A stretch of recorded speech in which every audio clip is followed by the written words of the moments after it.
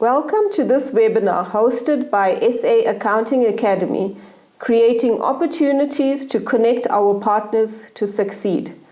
Our CPD policy is compliant with IFAC IES 7, which is the international standard set by the International Federation of Accountants, which relates to continuing professional development. Subscribers also gain access to various rewards. These rewards include discounts, reduced premiums, and other free stuff which is accessible through your online profile. These are our reward partners.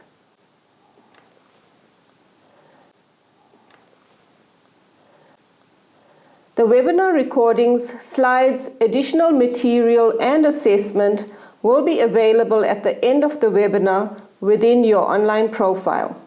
You can claim your CPD for this webinar at the end of the webinar through your online profile after you have successfully completed the associated assessment. Whilst every effort has been made to ensure the accuracy of the presentation and handouts, the presenters, authors, and organizers do not accept any responsibility for any opinions expressed by the presenters or author, the contributors or correspondents, nor for the accuracy of any information contained in the handouts.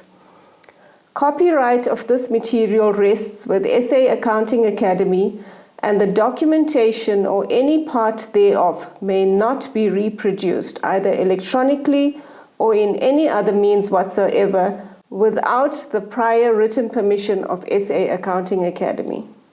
Feel free to ask your questions during the webinar in the chat. These will be addressed in the formal Q&A at the end of the presentation. 9 a.m. and we're going to be talking about drafting financial statements today on Draftworx. It's Friday morning, a bit chilly today. So hopefully some financial statements talk is going to warm you up. So what I'm going to be going over today is Draftworx Cloud and basically how to perform a set of financial statements, compiling them on the platform and everything around the platform. Now we have Draftworx Cloud, but we also have a desktop solution. I'll chat quickly about both, and we'll chat a bit about XBRL and a few things that are coming in the industry in South Africa. So hopefully you'll get quite a little bit out of the session.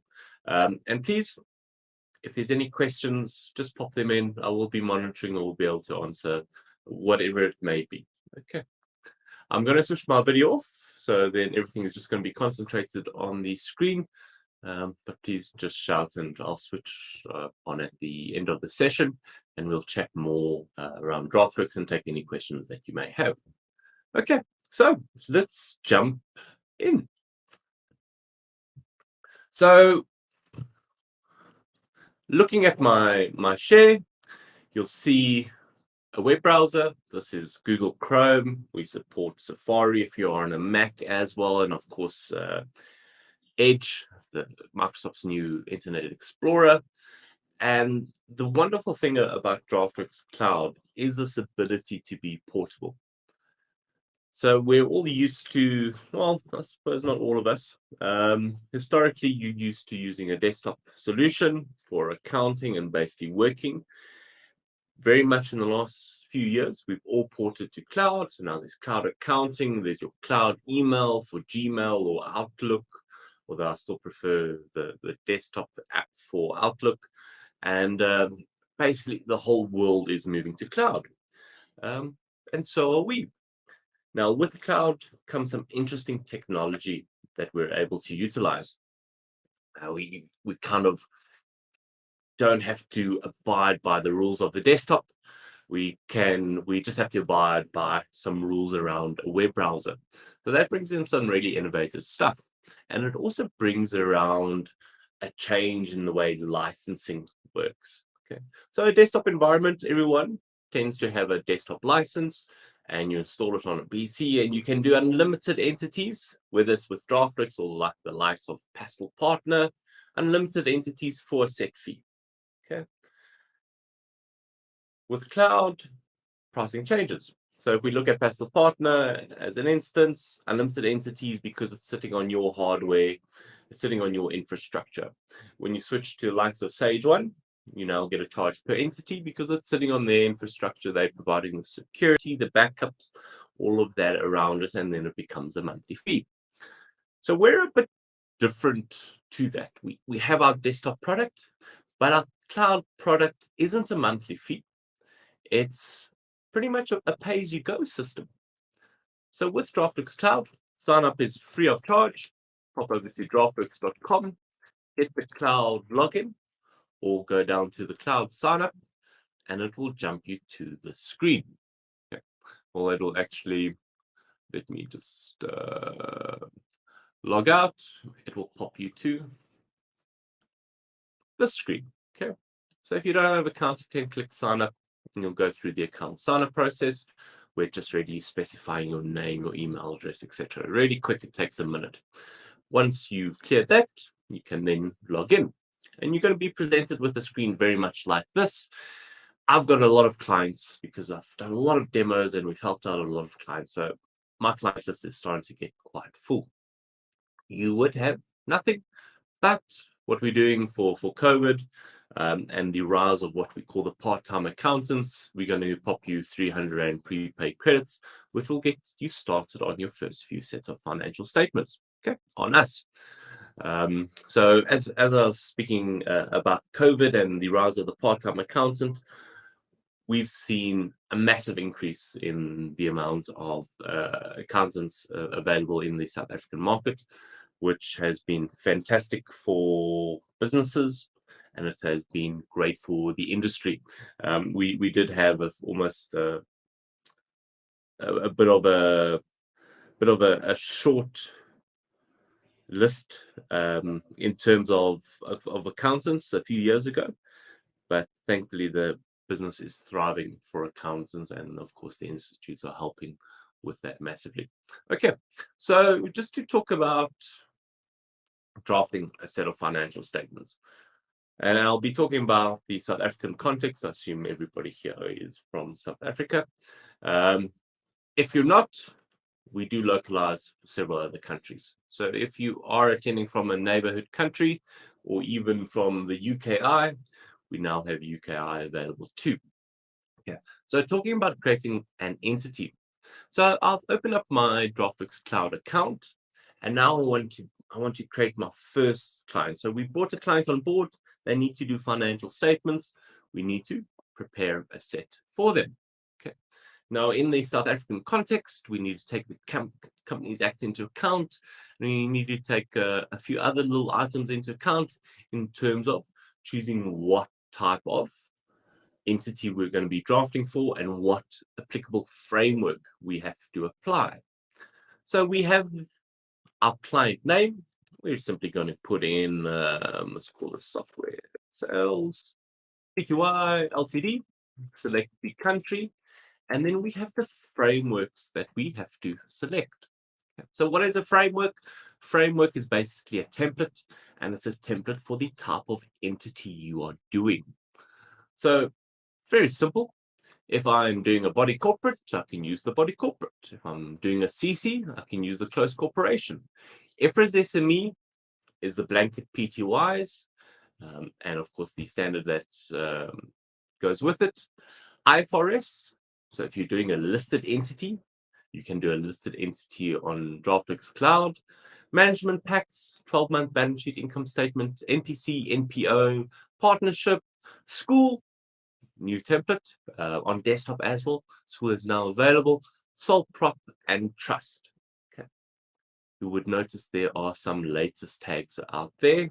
Please just use the latest. The plus templates are our new forever templates. Anything non-plus is legacy, and they will be phased out in due course. Okay, so I just have to have a look at what type of client I'm doing. So has the company come to me, a Pty Ltd, and they've requested, please do a draft financials for me, and I go, fantastic, yes. Select IFRS SME. Okay. CC if it's a CC, or sole prop if they're a sole proprietor, you're just preparing their financials. Now, each type of entity comes some certain complexity. And with that complexity, we apply a charge. So if we look, my sole prop will be 50 Rand, my trust will be 100, partnership 100, NPO, NPC 100, monthly management pack 100, IFRS SME 200, because there's a little bit more complexity. IFRS Plus 2000. Okay, why? Because IFRS is a lot of complexity. And if you don't have to do IFRS, please don't draft IFRS. We get a lot of clients that want to draft IFRS financial statements because it sounds very fancy. Avoid like the plague if you don't need to do it, and it'll make life much easier for you. Okay, so you'll see that IFRS Plus is substantially more because that tends to be for an ultra large and complex entity, and the template is much more complex. Okay. However, for most of the other entities, you're going to be using an IFRS SME or CC, which is 100, 200 Rand. Okay. So I'm going to select that we're doing a PTY for 200 Rand. And then we go down to our next selection. So the next selection is methodology. So what is a methodology? Well, methodology is the type of assurance engagement you're going to be applying to the financial statements that you are drafting. Okay. So in South Africa, we have to apply something called the PI score, which takes a whole bunch of data about the company. And we can jump into that a little bit later. Whole bunch of data about the company, and then it tells you what type of assurance engagement you have to do. And there are a lot of people that actually don't understand PIS or aren't aware about PIS. It's actually something that we hit on often. I know that for the mainstream accountants, that's a surprise, but PIS and retained income is an issue in South Africa that we see on all of the support feedbacks. Okay, so we're going to touch on both. So just back to the methodology and the PI score, we'll jump into the PI score, but the PI score will tell you what type of assurance engagement you need to do. If you want to do a set of financials for a client, you can't just do a set of financial statements because you're going to be signing off on a report, and that report tells the end user how much work you've gone through on those financial statements to verify the figures are on those financial statements. Okay. So South Africa, compilation, review, accounting officer. Okay. Compilation tends to be for the smaller entities. So in level of complexity, majority of the companies apply compilation for their assurance engagement. It's the least complex. You then have review, which is much more complex. So if you hit high on the PI score, it will now tell you you can't do a compilation. This client is to some degree larger than the others. Okay.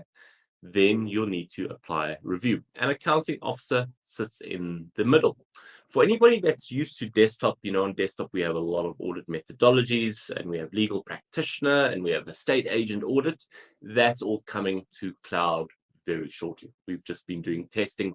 For anybody that's used RAC, our audit premium audit methodology, will know that it's huge in terms of content and in terms of automation. So we've just been making sure that it runs very fluid on our cloud platform. So that is coming soon. And there's going to be a lot of nice little features that are coming soon. If you are a current user of Draftworx Cloud, I'll touch on there. Okay. So very important. I need to know my client name. I need to know what type of entity it is and choose the applicable framework. And then I need to know what type of engagement or assurance that we're supplying the client. Okay, so simply select. Now, these are our working papers. A lot of practices have their own working papers. You are welcome to skip out methodology and not use ours and upload yours. It's as simple as that. Okay, if you have your methodology, your working papers in Excel, we can upload them at a later stage. You don't have to use ours. You can use your firm standard, or you can utilize ours. Okay. Compilation. Cool. We then select the tax year. What is the financial year end that we're performing for the client? If the period isn't 12 months, maybe it's a brand new entity we can select here. And then industry is an optional extra, and we are going to expand on this. What we're wanting to do at a later stage is we're wanting to do benchmarking. So doing a set of financial statements for your clients is one thing, but being able to tell them how their entity is performing within the market compared to entities within the industry, all anonymous data, but to go and say, okay, software sales, you're performing like X within your industry. Here is the comparative data for the lowest performing, average performing, and highest performing entity within that industry. I think that's really, really, really valuable. So that's something that we want to work on. For South Africa, I think we have over 50 or 60,000 entities completed on cloud already, and on desktop we have a few million. So that's a lot of data that we can provide to the accountants to assist you with decision making when it comes to your client. Okay, so enough about all of that. I've selected my framework, I've selected my methodology, I'm going to add my client. Okay, so you'll see we have prepaid credits and we have a new client price, which will go and it will adjust depending on your selection. So as I said, Draftworx Cloud is a pay-as-you-go system. So what do I mean by that? Well, for 2021, if I'm doing a closed corporation compilation, I'm going to pay $200. If maybe I'm just doing a sole prop and no methodology, I'm going to pay 50 Rand. And that's all I'm going to pay for 2021. It's a once-off fee, no annual fee for this client. Okay, I'll pay it now. Next year, when I want to do 2022, I'll pay the extra $50. Okay, I don't pay anything for 2021. So pure pay as you go, non-subscription. It's the way the world is going, and you shouldn't have to fork out for anything that's historic. We will keep the file for you as well, which is quite a cool little thing too. So you can refer to it back. There are a few T's and C's about data storage, but we can cover that at the end. Okay, so select entity, select your framework, and we click add. And now it's going to create my client for me. Okay, as simple as that. I've created software sales, and if I jump back to Draftworx on the front, I'll be able to go and access software sales. Where did this? There we go. Software sales at any point in time. Okay, so quick and easy. So here's my software sales entity, and within this entity, I'm going to be doing my setup. I'm going to be putting in my working trial balance, which we'll chat about, compiling my financial statements, dealing with anything ITR 14, my lead schedules, all my working papers, my reports, documents, XBRL, which we'll chat about, and then file manager. If I need to upload any audit evidence or any evidence or any working papers that I've completed externally and I want to be a part of the file, for instance, maybe you've done a VAC turnover recon in Excel that you want to pop up, or you can do it directly in the cloud, or you have your amort schedule, or you have a bank statement that you've scanned and you want to upload that as part of your audit file evidence, or your working paper file evidence, I should say. You can use the file manager for that. Okay. Now, what are these steps that we need to follow? Well, very loosely based what I just said. We're going to first complete our client setup. We're going to be capturing our trial balance. So the TB from our accounting system, we're going to be bringing that in. We're going to link it and then view my financial statements, and we'll chat about XBRL. So first port of call is for my first year, we need to capture the information around my entity. If I've already done this, my second year, when I decide to do 2022, all of this information rolls forward. So there's no recapturing. We just want to get this information correct for the first year. And it's very basic.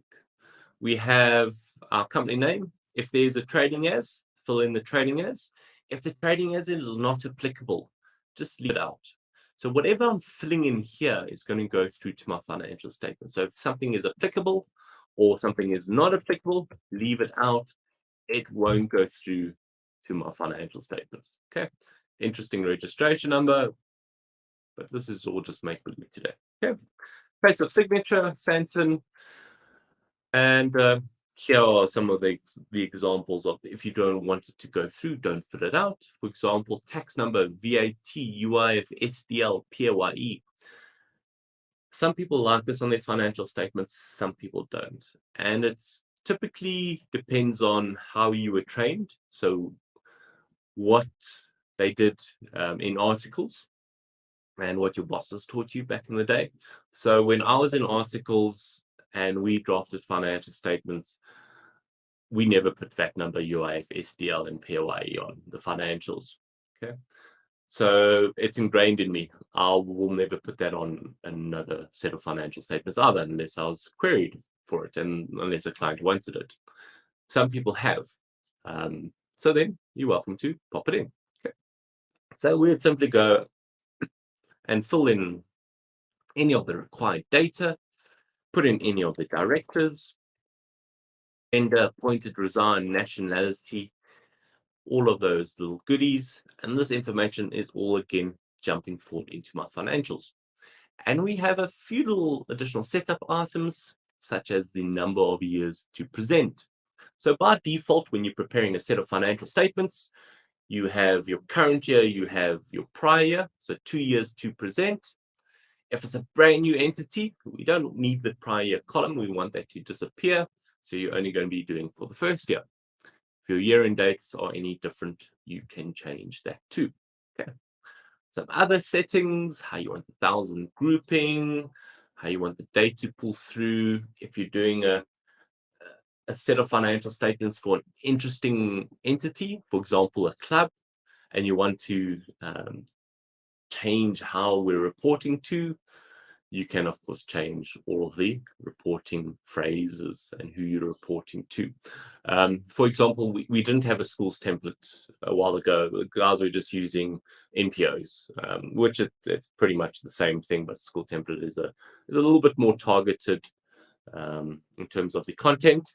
And what guys were just doing there is instead of board description, board of directors, they were replacing this with governing body. Okay, so you can really take the template and adjust it to any changes. If you're doing another interesting entity like a club, you can change the reporting to, and it will update it. So it's extremely flexible for any changes that you may want or may encounter.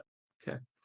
We then get a few other options. I'm not going to go into this in depth, but if you don't like an indirect cash flow and you prefer old school way and you want a direct cash flow, you can click that here. If you want to have your OCI separated, sure, I haven't seen a separated OCI since really other comprehensive income came out. I think everybody realized having an extra page is just a waste. So our default is combined. Something that we rarely see. Okay. And then something that's pretty cool. I'm not going to go on to any of the other options, they're all just cosmetic, is accounting policies, separate or combined. So I think it must be about 4 or 5 years ago, we saw an international trend. And that international trend was that the financial statements, accounting policies were being included into the actual notes. So you didn't have the section, switch on my camera because I talk a lot with my hands. You didn't have the section where, so this is me behind the scenes, even with my camera is off. You didn't have this section in the financial statements, which were just accounting policies and then all your notes. And you have to now go through your accounting policies and old school page forward or scroll with the mouse nowadays to check that accounting policy ties up with the notes or to give you more information of the notes. So we saw that overseas, a lot of guys were combining the accounting policies into the notes. So really creating one section. And we thought that's fantastic because it removes the chance of human error and the flow is just better. So we approached Cycle with it many moons ago and they said, fantastic, we love it, we want it for our financial statements too. So if you go and you jump onto CIPC's website, you'll see our financial statements there based on our IFRS financials and our consolidation. And you'll see how we do the accounting policy in the actual notes. And it's beautiful. Property, plant, and equipment, the accounting policy of the note. Inventories, the accounting policy of the note. The flow is phenomenal. Now, we see about 90% of our corporate clients adopting accounting policies within the notes. Very low percentage for the actual practices. So the firms out there are typically very entrenched with how they do things. So we don't see much adoption in the audit and in the accounting firms. They still like to have their accounting policies separate. I suppose, again, like me, I don't like to put the PAYE number and the UIF number on a set of financial statements. It's ingrained from being in articles for 5 years. So accounting policies may be ingrained with you where you still want it separate. And we've kept it separate because that's the majority of practices still keep it separate. But it is a cool feature. It makes for really sexy financials. If financial statements can be attractive. Yeah.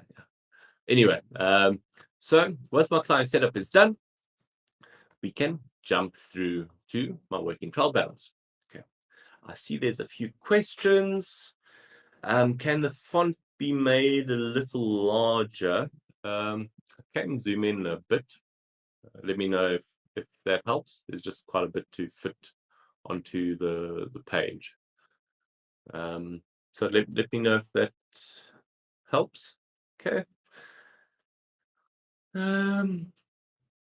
If the preparer and compiler are different people, how do we set that up? Okay, good question. Something I actually missed in the beginning. So one of the benefits of Draftworx Cloud, before we jump into putting in the TB and doing the linking, is the fact that it has unlimited users. Okay, so you'll pay for that one entity. So software sells for $100 or $200 or however much. You can then go and you can manage your users and you can add in everybody in your practice, okay, or in your corporate. Okay, so if you are doing a set of financial statements for your company that you work at, you then can of course invite any colleagues that are going to be helping you draft the financials. So manage users allow you to add as many as you want, and there's no charge for the amount of users that you have. So Draftworx Cloud, pay as you go, only pay for what you use when you use it, no additional charges, and unlimited users. We have some practices where there's 150 clerks sitting, and there's no additional charge for that. Okay, which is quite beneficial. Okay, so Jacques, I hope that answers your question. I will have my details on at the end, so if you need to contact me and ask any questions, then please do. If I don't cover your question properly. Gertrude, is this only available on cloud? What is the unlimited users? That is a cloud feature. For Draftworx Desktop, it's a license fee per user, and you pay that license fee. You can do unlimited engagements, but it's a desktop install and it's per user that uses that. Okay, so that's the wonders, or probably the cost benefit that you have to look at between the two packages. What suits your practice the best? You know, how is your internet? Do you have stable internet to be online all the time to use cloud? If you're doing audits, are you going out to the client or are you doing everything in-house now? If you're going out to the client, maybe you're going out to an area where they don't have the best reception for 3G, or they don't have even decent internet at corporate, then a desktop solution suits that better. So that's why we have desktop and we have cloud, and we're unlikely to ever get rid of desktop just because it suits a requirement out there. You know, the whole world is going cloud, but we see audit and we see desktop not going anywhere. Okay. What type of information available on cloud? I'm sorry, Gertrude, if you can just expand on that. Okay. So also the nice thing, if you are on Draftworx desktop, we do have an upgrade path to cloud where you can upload all of your client files from desktop to cloud. So it's a hybrid solution. You don't have to start from scratch on cloud. You can simply upload and you can carry on from cloud. We will also have, at a little bit of later stage, probably by the end of the year, a download from cloud.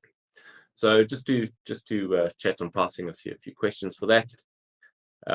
Where cloud fits, it's probably for the starter firm or where you're not doing that many financial statements per user.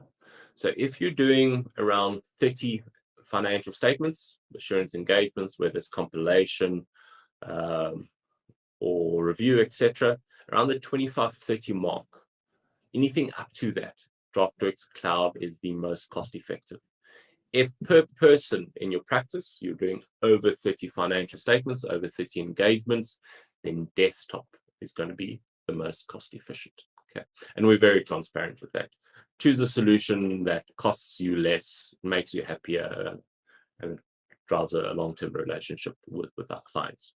And you could even decide to choose desktop now, take a year license, and in 6 months decide, hey, actually, I want to go over to cloud, and we credit you pro rata, we give you the credits in cloud, and you carry on, which is pretty cool. Okay. Gertrude, check if you're using AFS Plus. So if you're using IFRS SME Plus, there's a lot more info. If you're using the legacy templates, there's less info in client setup. Okay. So just check with that. So the Plus templates are our waiver templates, our new templates. There are high technology templates, for instance. So there's a lot more things that you can adjust, like switching between the different cash flows, or switching to have your accounting policies included in your notes, or even the way your balance sheet is presented. It's basically over the years, all the client feedback that we got, we went and about 4 or 5 years ago, we redeveloped our templates from scratch.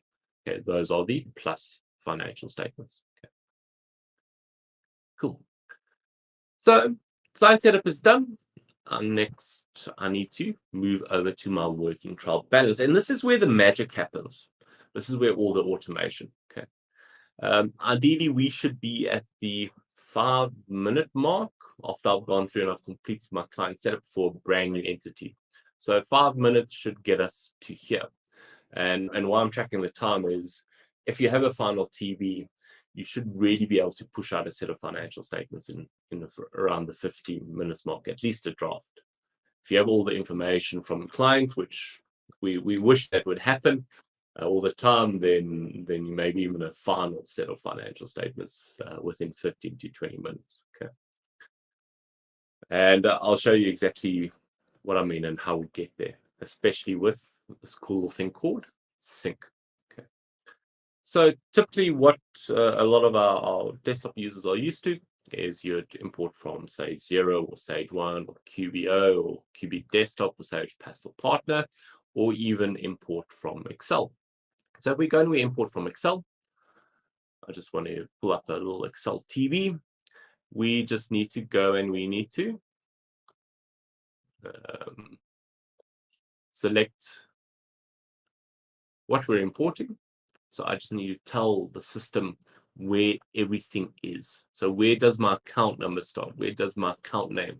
Where do my debits sit? Where do my credits sit? So click button and tell it where. Don't worry about linked map number. That's something a little bit more advanced for or later on. Okay. And I tell it that, okay, cool, here's my starting. And the nice thing and why we do that is that you don't have to go and pre-format your TV. You just tell it where everything is. So if it's a TV coming from Pastel and you actually use the comparative, you'll say my debit and my credits is there. If it's from Sage 1 or 0 or any of the other accounting systems, then just dependent. Okay. If there isn't an account number, use the account name as the account number. If debit and credit are in one column, tell it that debit and credit are both in the one column. Okay. So easy peasy. Import. Okay. So now my TV is imported. And I go, fantastic, are my financials automated yet? Unfortunately not. Why? Because from Excel, we don't get a lot of information.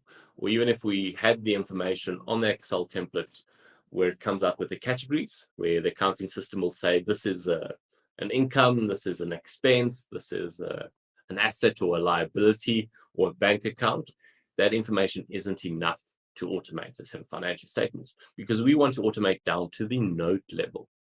So we want our notes to be pre-populated and kind of work upwards, and then have my statement of financial position complete, my income statement complete, my cash flow completed. To have that sort of level, that granular detail, we have something called link numbers. Okay? If you're coming from another system, they call it map numbers, we call it link numbers.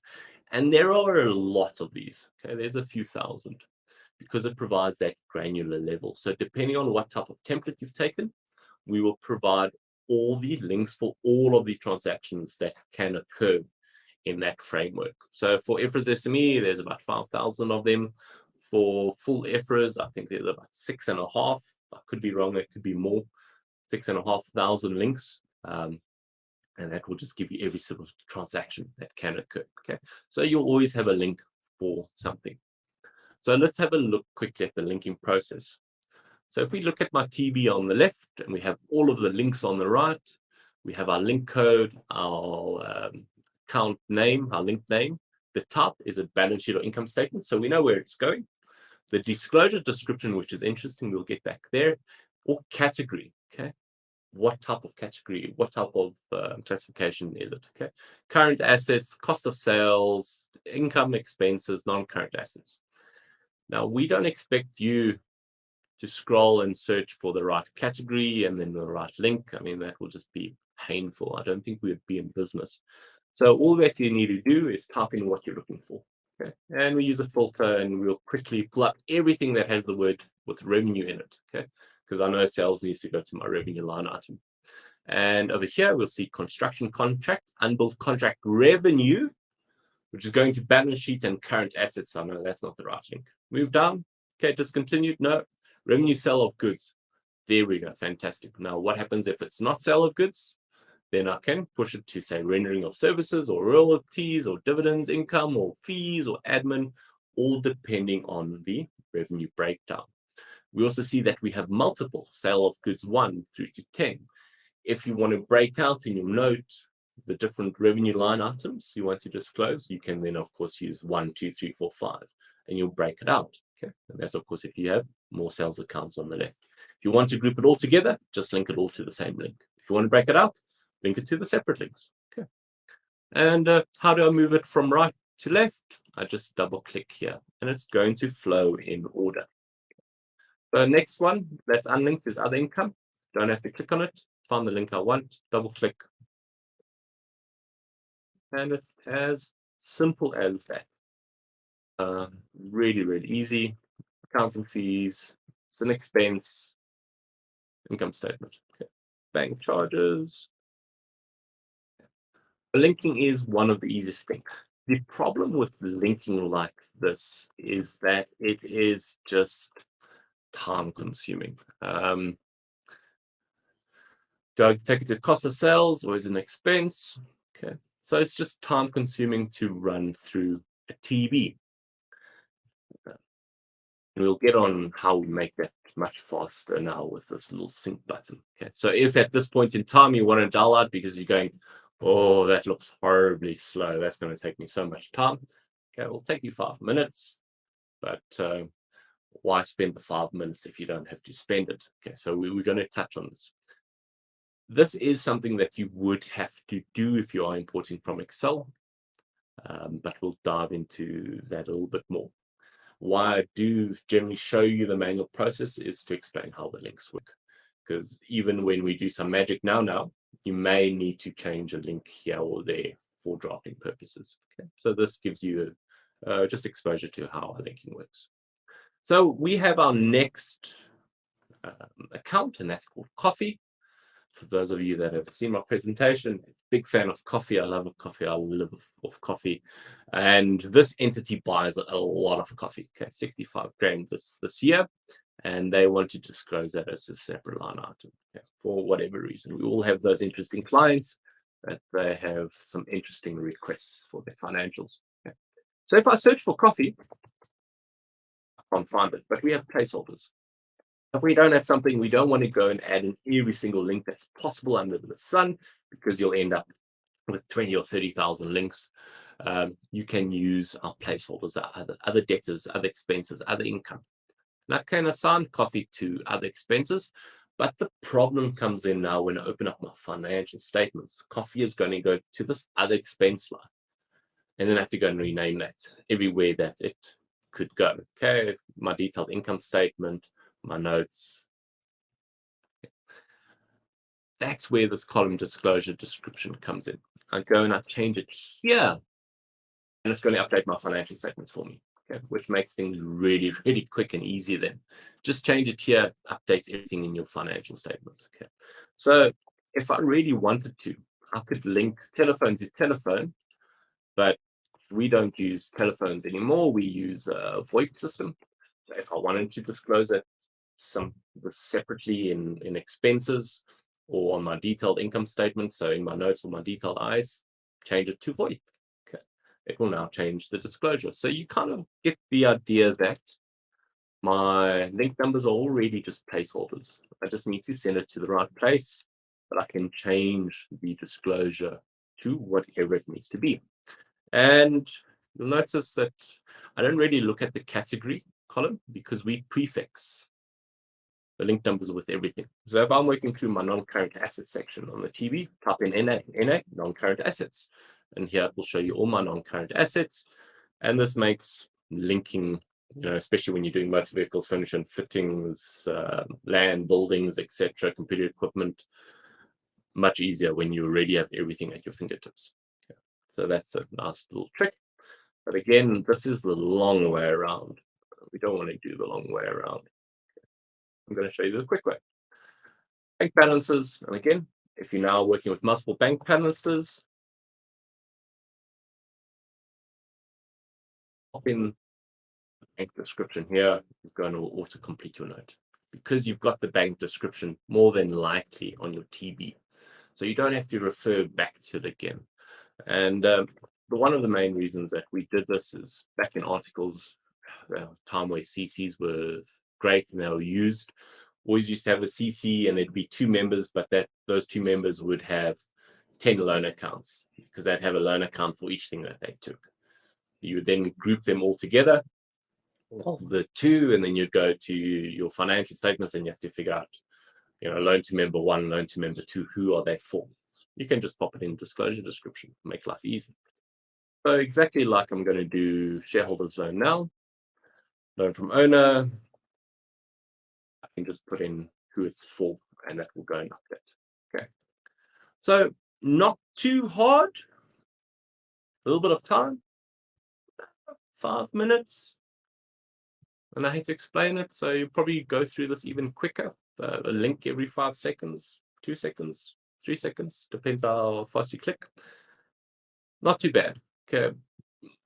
And I've imported my current year, and now I want to import my comparative. If we do have a comparative hit prior, you'll see all of the linking that we've done goes backwards.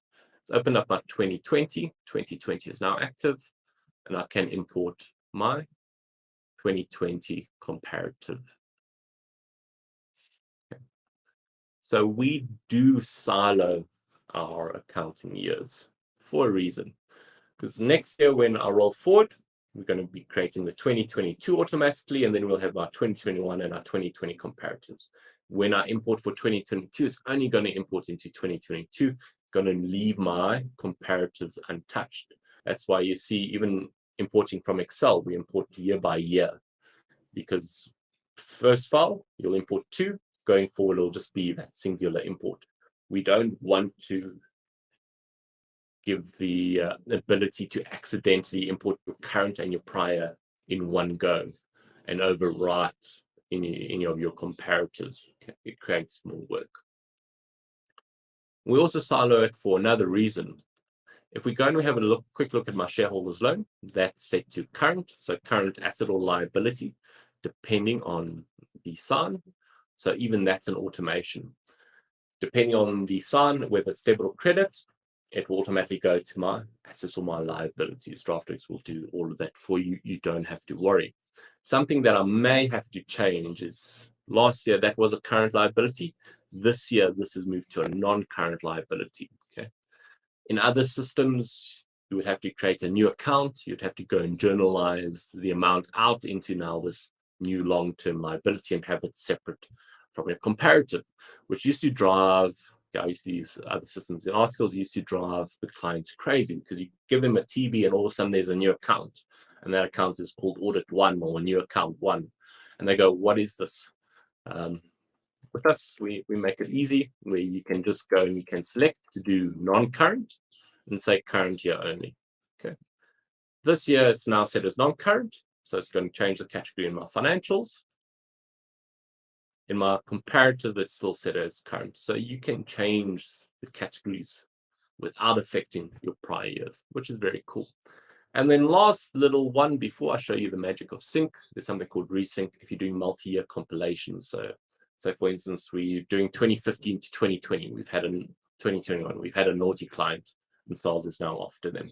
So you invariably will go and you'll do all 5 years or 6 years of drafting, and something, Murphy's Law, something is going to change in that first bloody year. She's driving me insane. Okay.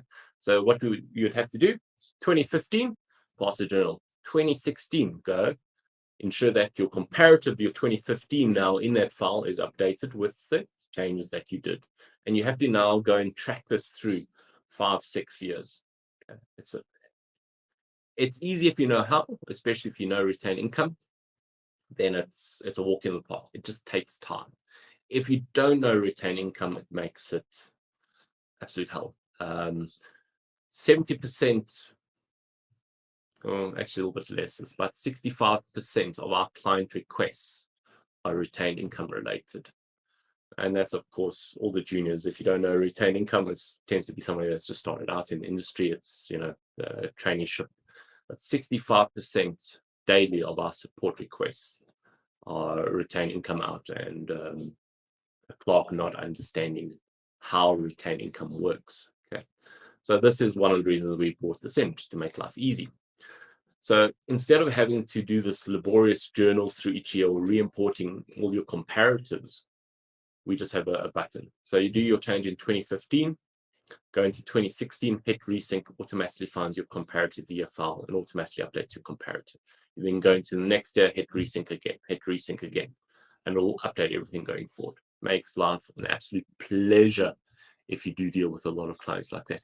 Although that's, I think, reduced quite a bit of late because it's gotten fairly sticky. So, but we still see it used now and again. Okay, so anyway, so I bought in my TB via Excel, all hunky-dory, spent 5 minutes linking. Very easy, very quick. However, why do that work when you have to?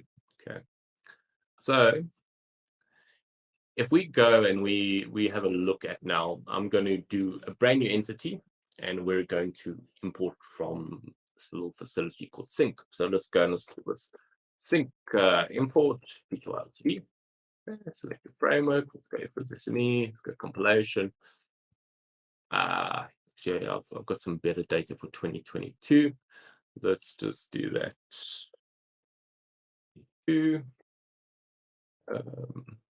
SME compilation. Let's say we're doing 2022. Yeah. Sync 2022. Right.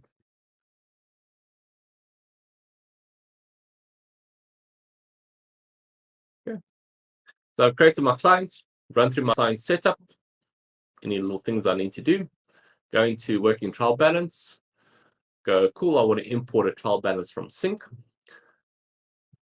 Click the button, authorize, goes through to this little app called Sync, and it allows me to import from clients that I have loaded on this little thing called Sync. What is Sync? Okay, it's a free utility available. We'll jump into it now in a little bit more detail. But what this basically does is it connects you to all the accounting packages. Okay, so it connects you to Sage 1 or Sage Business Accounting, whatever they're calling it nowadays, to Xero, to QBO. we're about to release the connector for Pastel Partner as well. Okay, and this will allow you to connect and then pull in all of that information. But what it also allows you to do is this little one, this automatically link accounts on import. This is some Sage 1 data, so Draftworx International.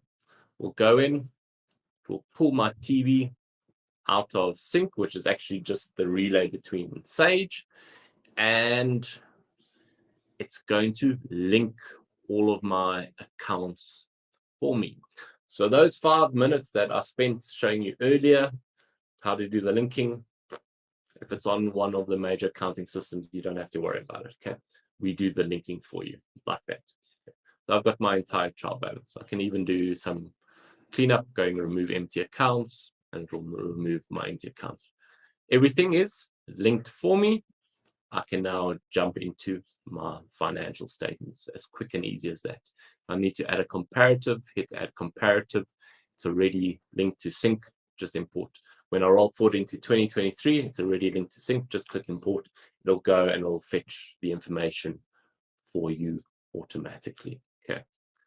Cool thing about sync and why we brought sync out wasn't just about importing the data. Again, going back to that retained income issue, we see it happen so often, and it's 8 times out of 10, maybe 9, is that there have been journals that you've passed on Draftworx and you've sent them to the client. And does the client raise those journals? No. Used to happen to me all the time in articles.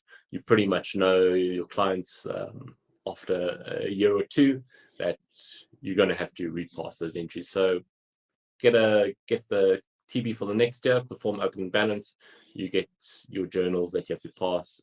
Invariably, they're the previous year's journals that haven't been passed. So with sync, we just didn't want the pull. We also wanted the ability to do the push. So you can do journal entries on Draftworx, but we wanted to make life easier. When I have raised my journals, we can then push my journals back to the accounting system. So it's not just a pull, it's a push too. I can push it back to the likes of Sage 1, to 0, to QBO, and even to Pastel Partner as soon as we release that connector.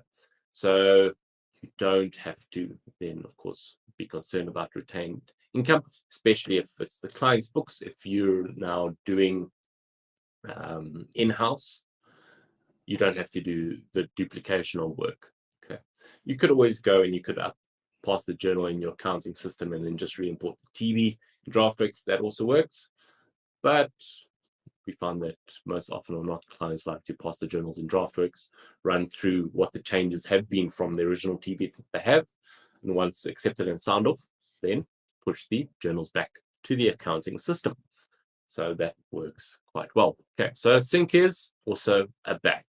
One of the main reasons that it was developed. It's developed for other things. We'll do a sync session at a later stage. Okay, so it's as easy as that.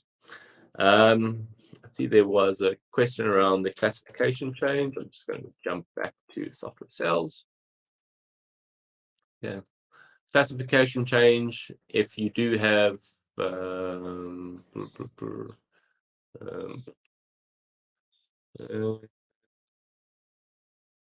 if you do have, which one was it? I'll jump into anyone. If you do have,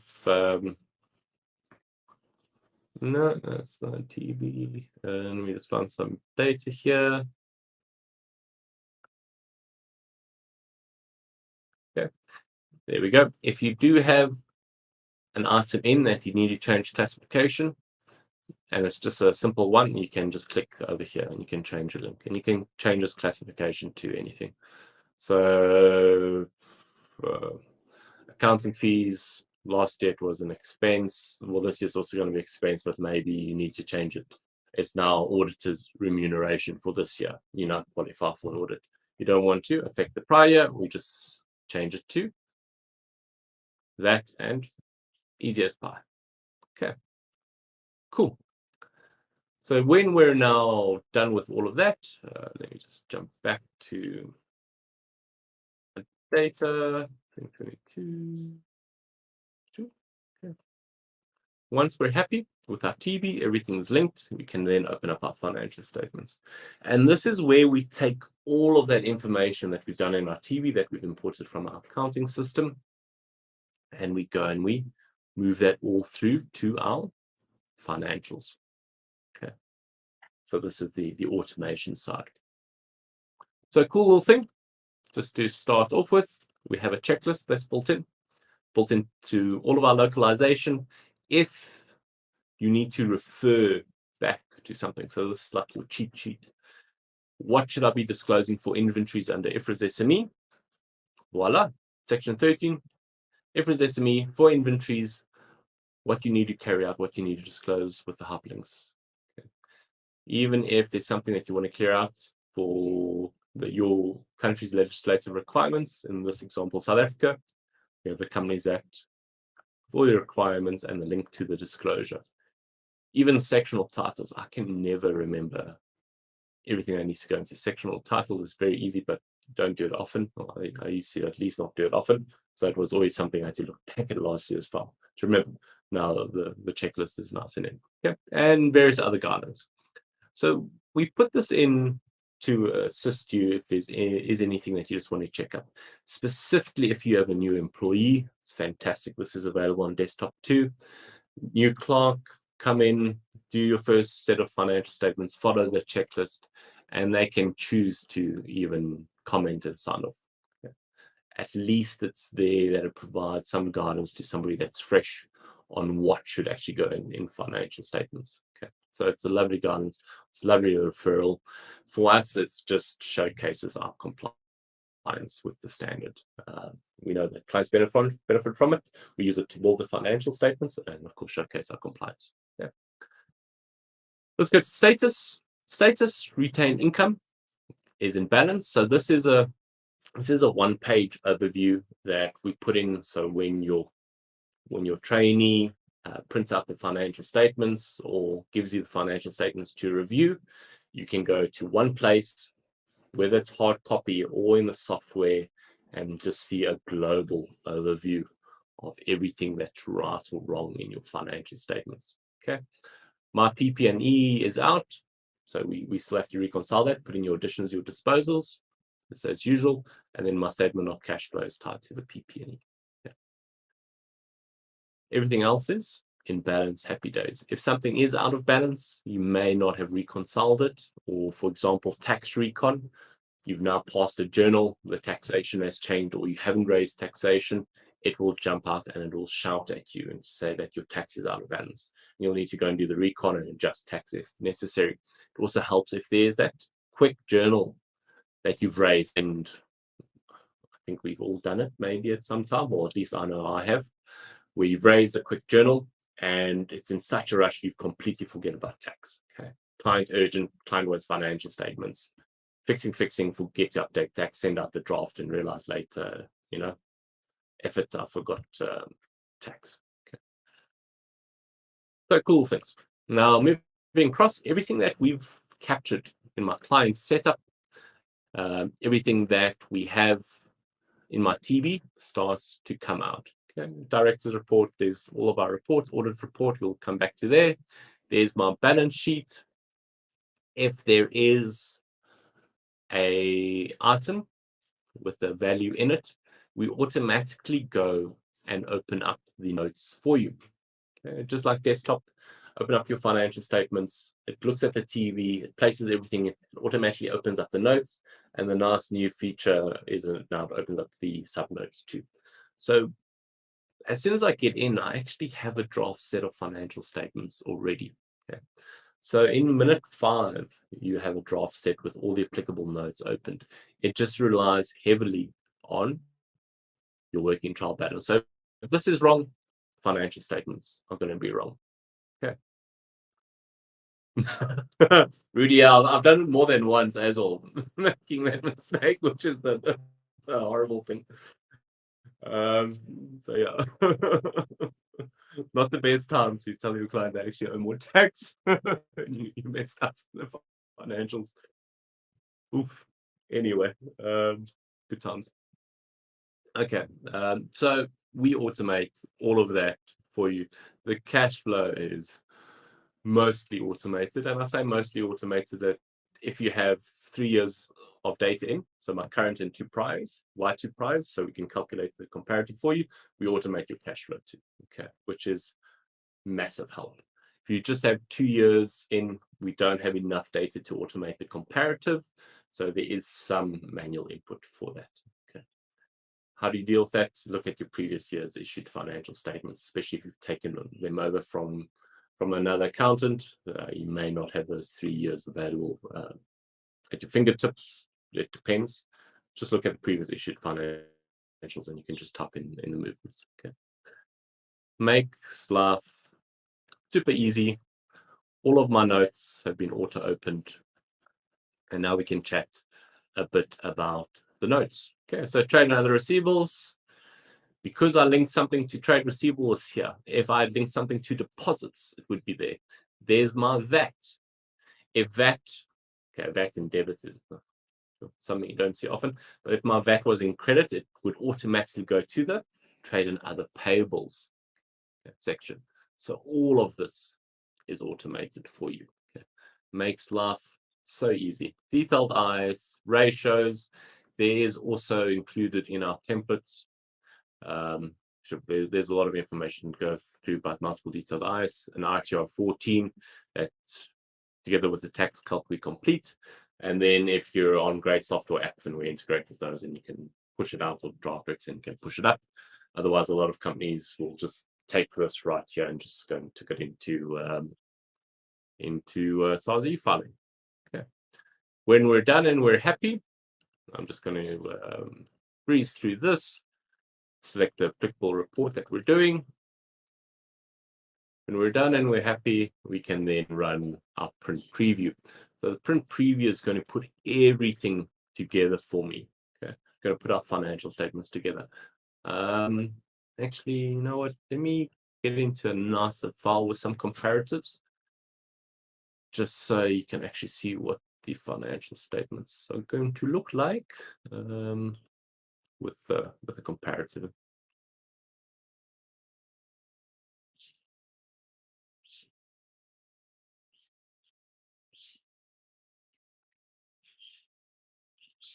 Yeah, that one has no data.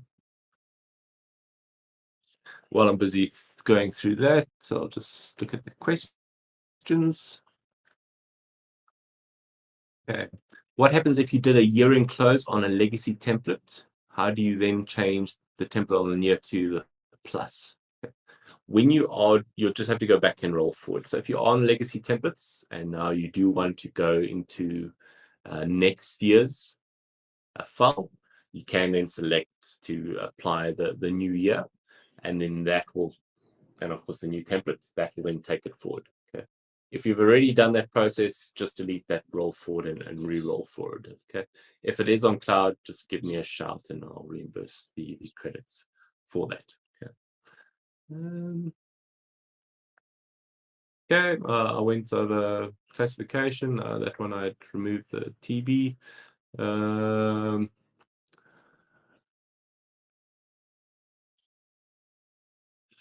Last one that I'll try, otherwise I'll just re-import the TB. Yeah, no, let's just re-import the TB. Let's go back to software sales. Just import TB quickly. Okay. We have requested before that many practice prefer the AFS and someone else signs off. The system should allow for the preparer and accounts. Yes, it does allow for the preparer and the accountant's information to be displayed. That's actually on the cover page. So for the Companies Act, you actually have to say who prepared it and who reviewed it. So you can put the preparers, and the Companies Act says the first page. So we assume the first page of financials is the cover page. They're not really specific, so we have to try and interpret that. So actually on the cover page, you'll notice that preparer and reviewer, you can put in the details of who prepared and put in details of who reviewed, and that will go through. Okay, let's get into expenses.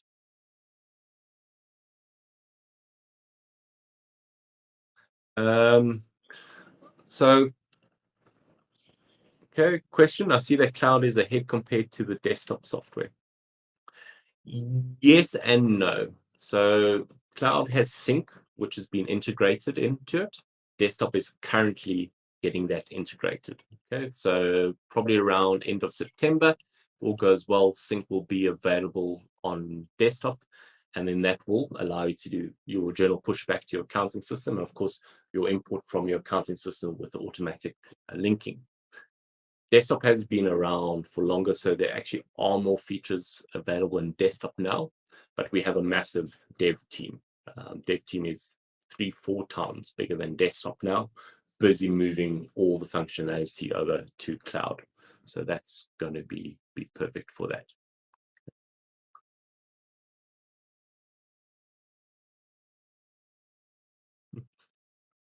I think everybody's made that mistake at some time, Rudy. I think we've all issued. Yeah. So this is my test client file, just to show you what happens when retained income is out. And this is what I was saying, that we get 65% of this. Retained income is out. So if there's an inaccuracy in your TB, we will warn you. We don't auto force balance it. This is something that you need to go and you need to do an opening balance test and you need to correct. Okay. So unfortunately, something that we can't help out too much on support. And that's a very important question. How does the support work? So Draftworx Desktop, we have remote support. Cloud, we have something called logger support request, where you can pop in here and you can say, note, and or whatever it is. Just pop it there, click OK, send this to us, we get your message, we can jump into your file and we help you with whatever you need. Okay, or you can download our team viewer. So if you're from desktop, you'll know exactly how fantastic remote support is. So we utilize a version of TeamViewer called Quick Support. And Quick Support allows me to, at any point in time, 8 to 5, GMT +2, to jump on and ask somebody for help in real time. Okay.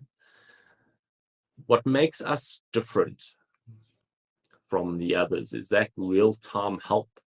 The people that are sitting behind it are all accountants. Okay. You actually can't see this window. It's not picking up this window that's open. I'll switch to it a little bit later. Like Teams. Okay. Anyway, a little console opens up. You can hit a chat box and you can start to chat to us. Everybody on there is, well, 99%. I'll explain why.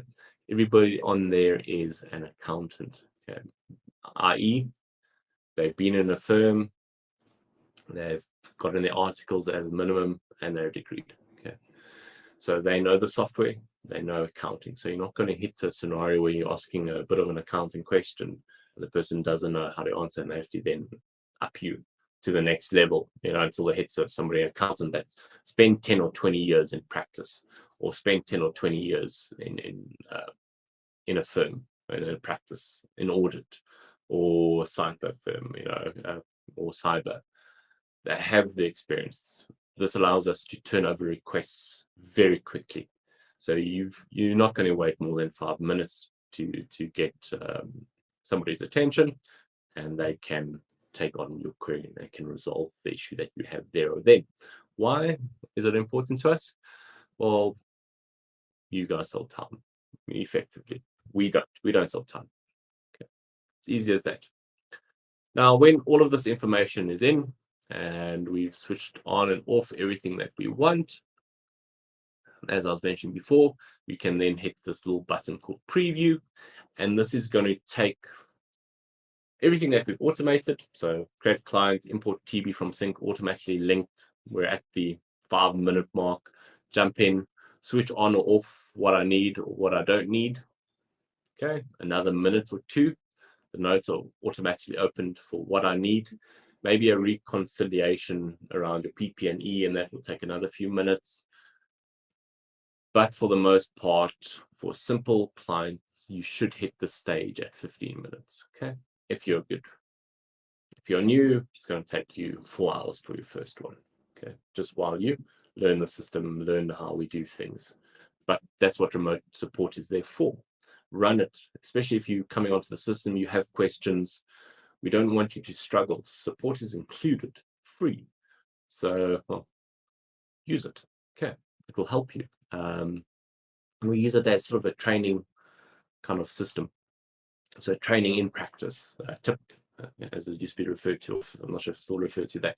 But if you have a question, shout. Okay. You may go through training with us, which is also free of charge, and you come through and you now hit a consolidation that you did training on 2 years ago, and you now need to do a consolidation. You've forgotten everything that you need to do. Open up remote support, give us a shout. Something simple, we'll be able to help you out straight there. If it's not, we can send you to a video. The video will explain it in much more detail. So all of those recordings are available. There we go. There's a balance sheet and income statement in a few minutes. It's really super quick and super easy. We automatically open up the applicable accounting policies, all of that for you. Okay, our PP&E, all of that. So now we hit the stage where you go, okay, cool, my notes are all done. Oh, there's my coffee. I can do other things on my financials. So enable a watermark. I want to send my client draft, so I can switch on my draft, download, send it to them. Quick and easy. Okay, there's my draft watermark. Want to go a step further. Okay, actually, let's switch off the draft. Let's say we're now hitting the stage of final financial statements. I can incorporate my letterhead or my client's logo or my logo onto every single page, or my letterhead just onto my compilation report and apply that. So a letterhead would be an image that you upload, and then we basically watermark it in, and you'd now have that. And you can send this to every page if you want to. And there's so much, we actually can't even cover it in 2 hours or an hour and a half. There's just so much that you can modify to make the financial statements your own.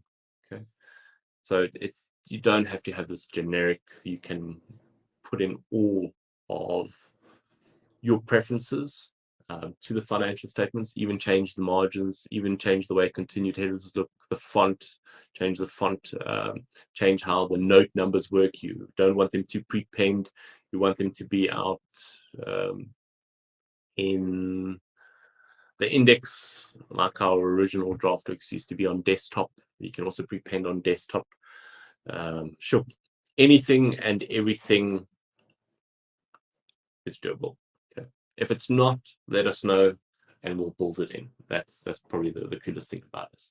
We have a very active community, so if you want to have a chat with me at any point in time, you can go to draftworx.com, go on to contact, book a training or demo session.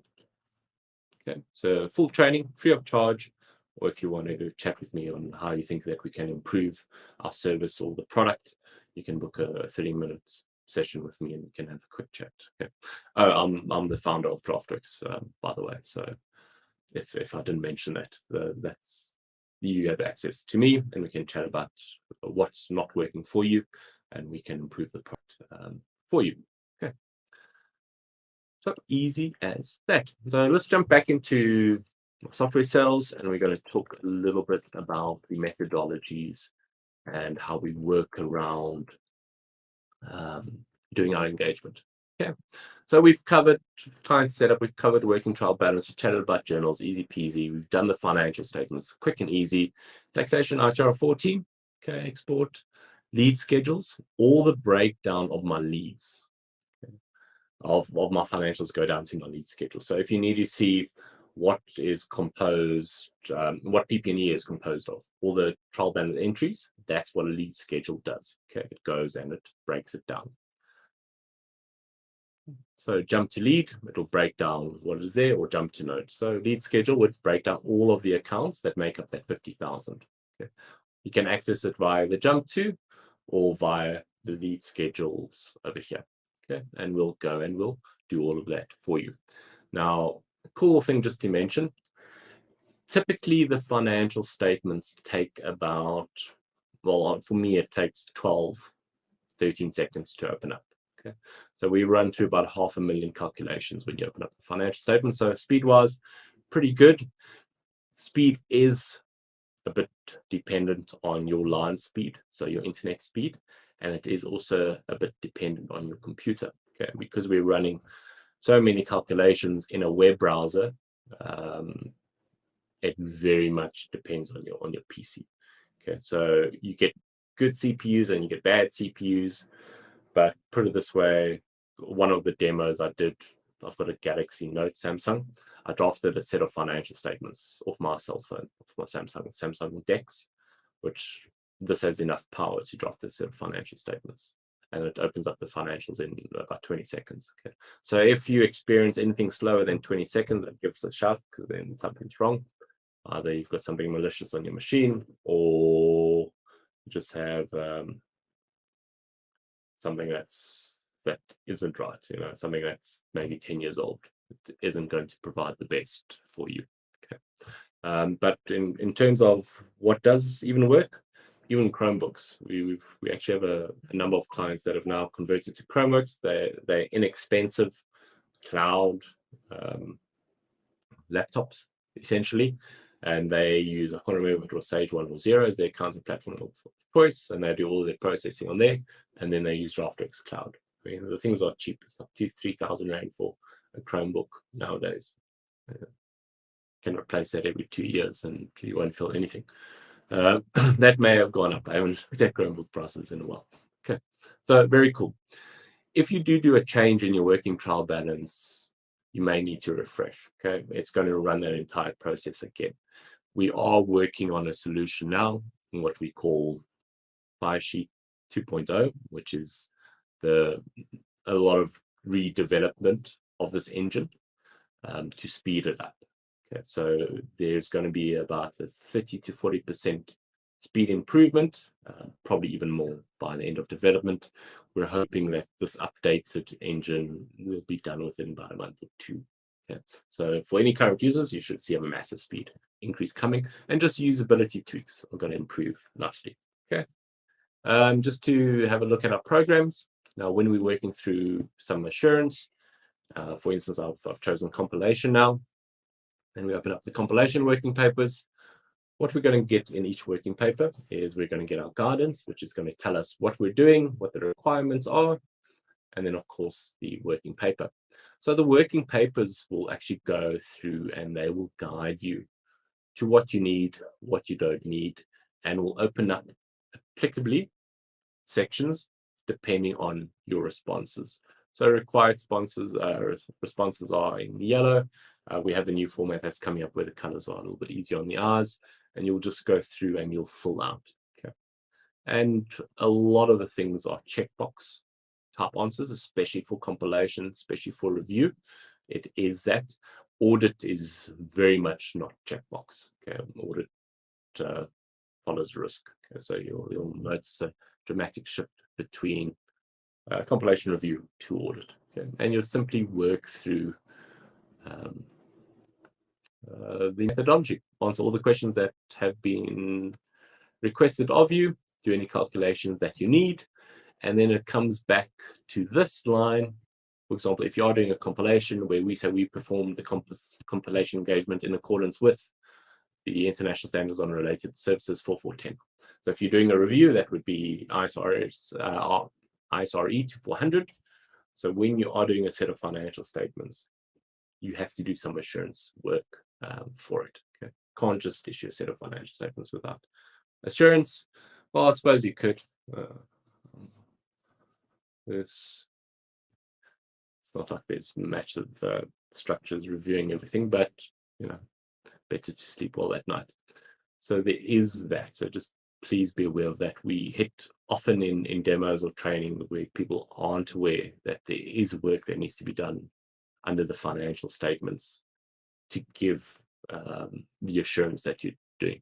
Even though a compilation report is basically like negative assurance, there is still something that you need to do to provide. Okay, and then reports, your final trial balance journal report, documents, director certificates, loan certificates, your public interest score. So this is the public interest score that I was telling you about.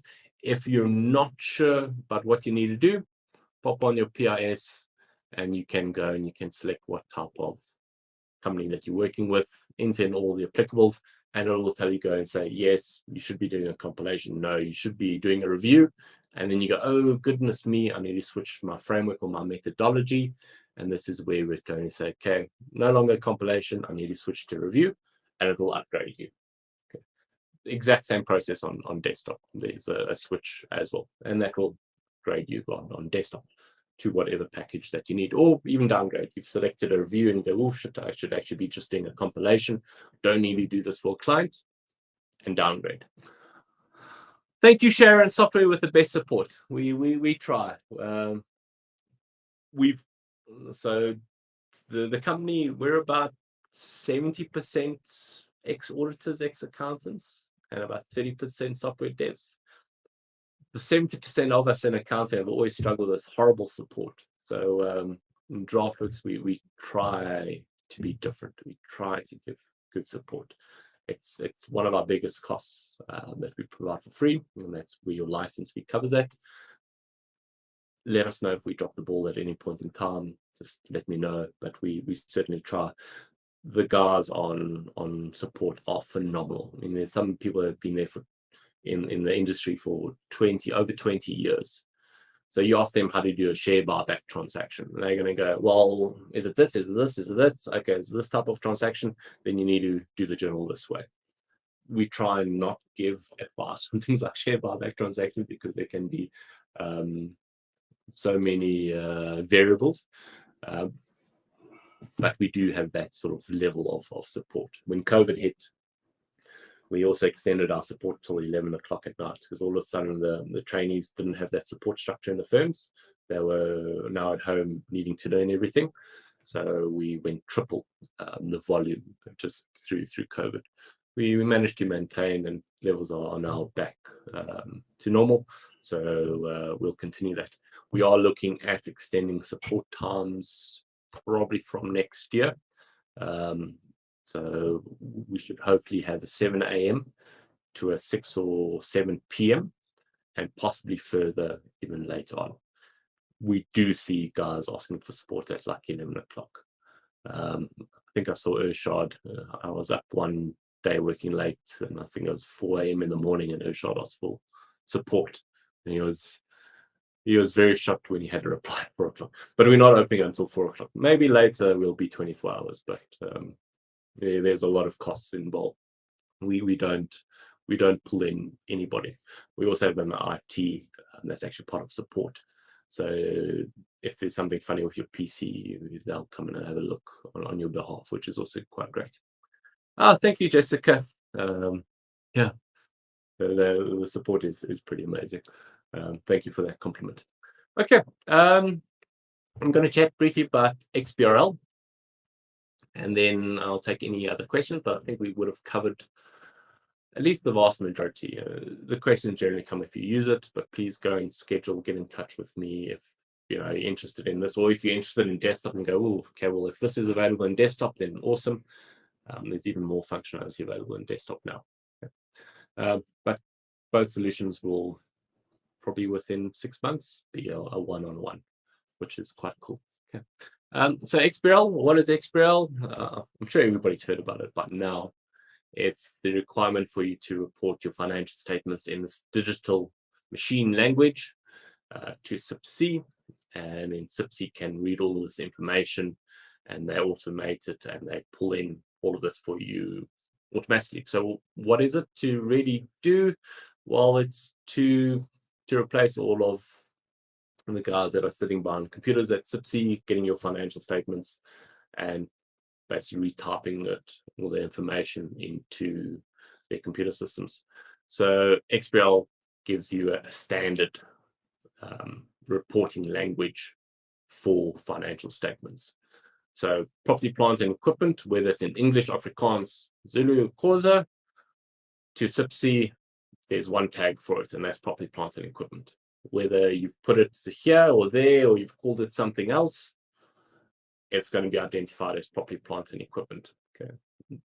It was pretty hard for them because you get financial statements, different layouts, people would change the way things would be called.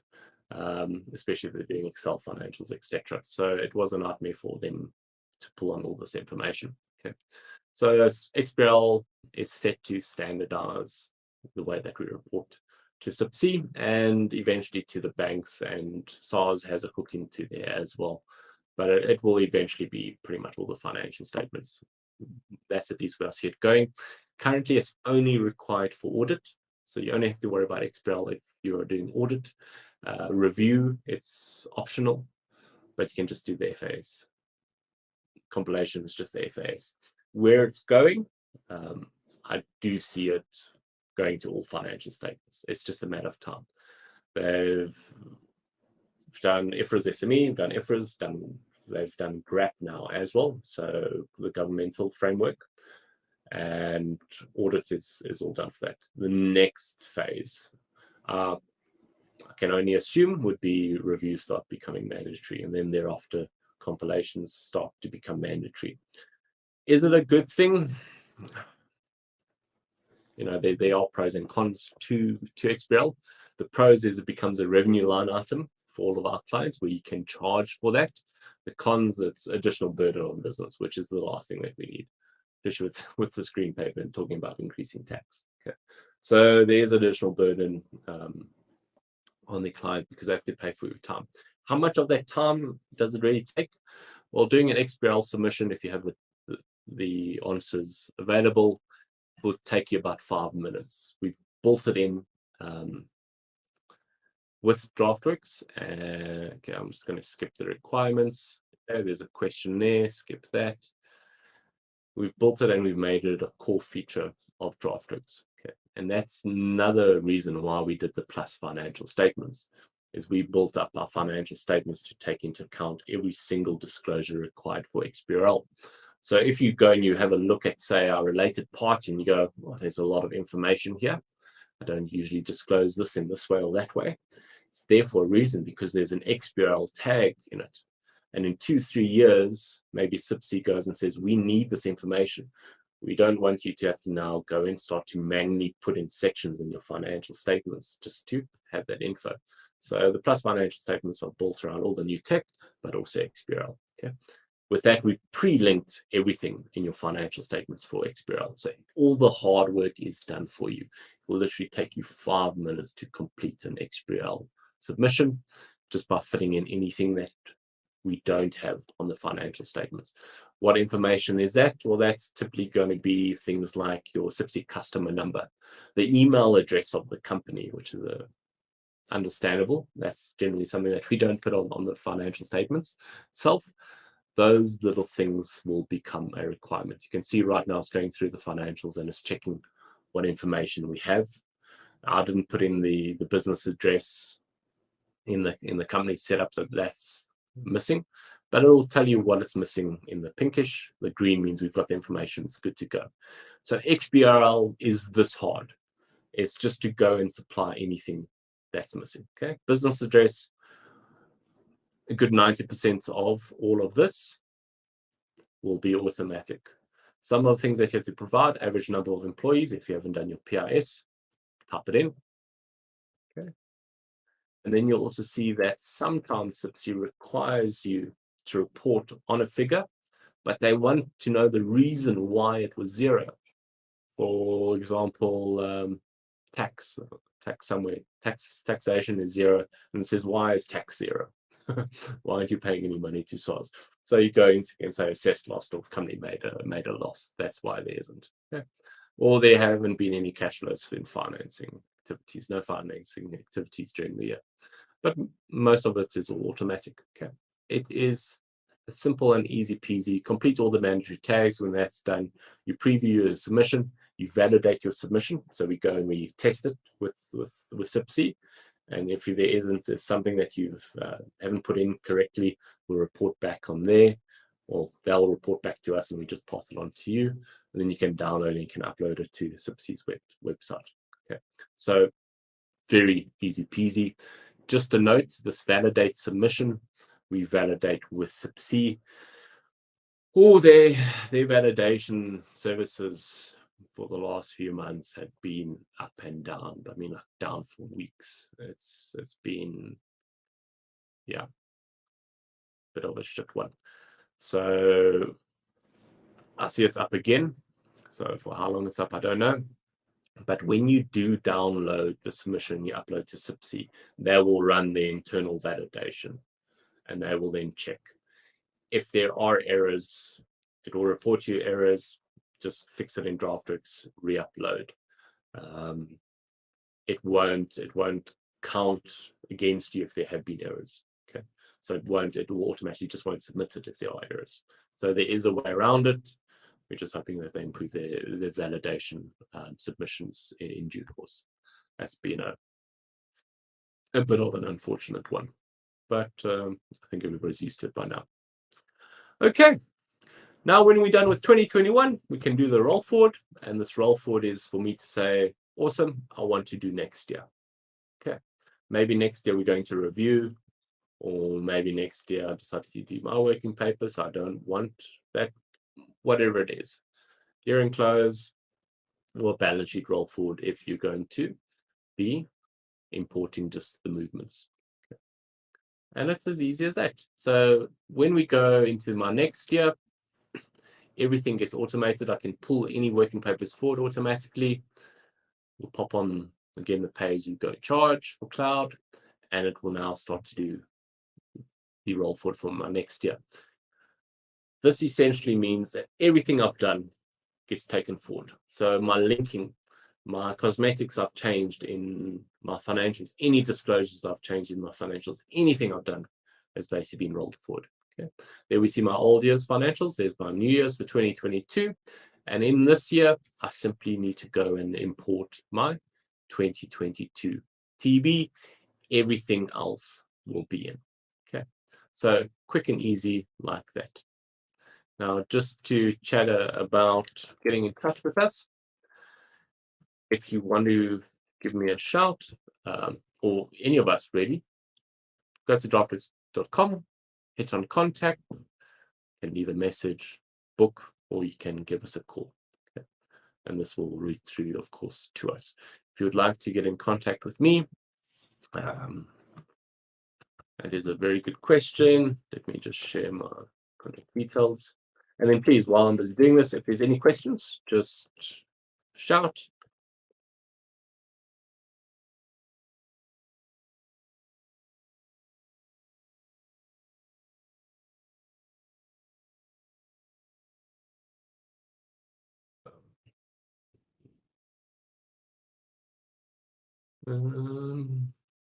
Okay.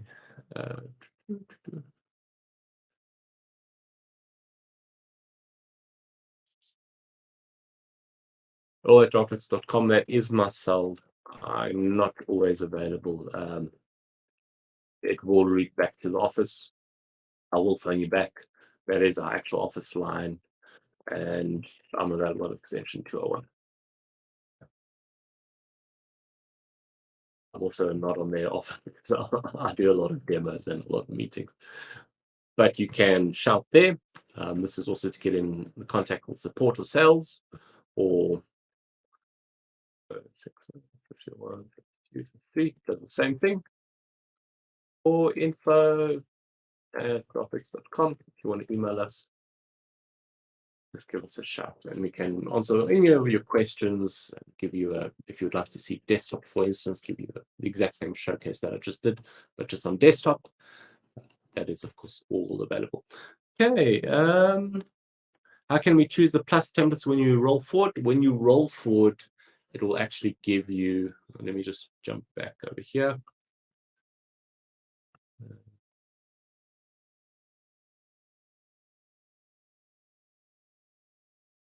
Is that on desktop or cloud? Okay, pretty much the same for both.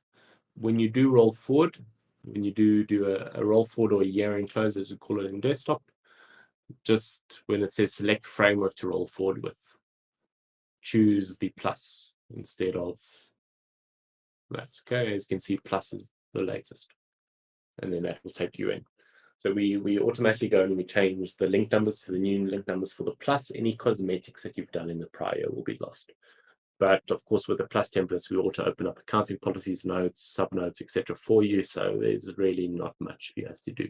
It's much faster for production than using the old legacy templates. So those things are, we still maintain the content, but it misses out on all the automation that we have, all the nice print preview stuff, automatic columns hiding or showing the rows. Oh, there's just so much. I could speak for hours. Okay. Oh, that's happy to hear. Drafting financial statements should be so easy, and it should. Well, typically it's your most profitable service too. At least what we see. The month-to-month bookkeeping is there's a little bit of profits, but financial statements and XBRL is where we're seeing all the profit coming out for our clients. Trial period, just sign up, no cost. You'll get 300 Rand worth in credits on us. You can create and you can play around and you can see the system for yourself, but book a training session with us so we can take you through it step by step and show you how to use it. There's nothing worse in life than struggling and trying to figure out something where there is a service that we do free of charge. Pop in, we'll take you through it step by step. We'll show you how to maximize Draftworx for you. And yeah, it's really as simple as that. A lot of people say, why do we do training for free? Well, if we have to spend so much time and money on training, then we've stuffed up on the software. Okay. So the software is, I suppose, probably easier than a lot of products out there. There is still a bit of complexity because financial statements are complex. So for us in development, it's always trying to maintain that ease of use. But features and functions and power, that is a hard thing. So please always just let us know if we're now getting too complex or there's not enough complexity, just so we can balance the scales for all of our users.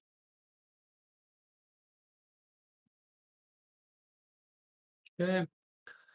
Yeah, the thing throughout the years for adjustments is a phenomenal thing. I remember back in articles, I had a 13-year to do once, 13 years. And we drafted 13 years of financial statements, and the first year changed. And I was still in my first year. So that was not fun. That was kind of one of those things that you're not 100% sure. And that was first year school. I came out of school into articles instead of varsity.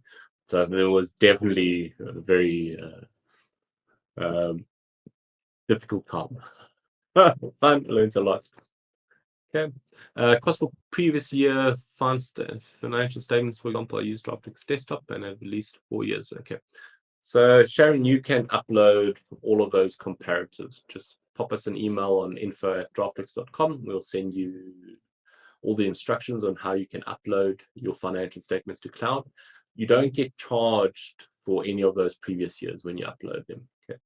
What we do is we set it as read only. So you can go into your prior years, go and access them, no charge. If you need to do work on them, then we would invoke a charge. We just had to unfortunately do that because in the beta, we had numerous firms, but one firm, for example, had one Draftworx desktop license and 40 users on cloud. And they were creating all the entities for free, basically on desktop and uploading. So we had this phenomenal support from one firm, and we couldn't figure out because they're only paying $6,000. But at the end of the day, they created over 200,000 Rand worth of financial statements. So unfortunately, the bad apples ruined for everybody. We wanted to have this system where you can be on desktop and cloud and switch easily between the two at no cost, but people ruined that for us and for everybody else. So, but yeah,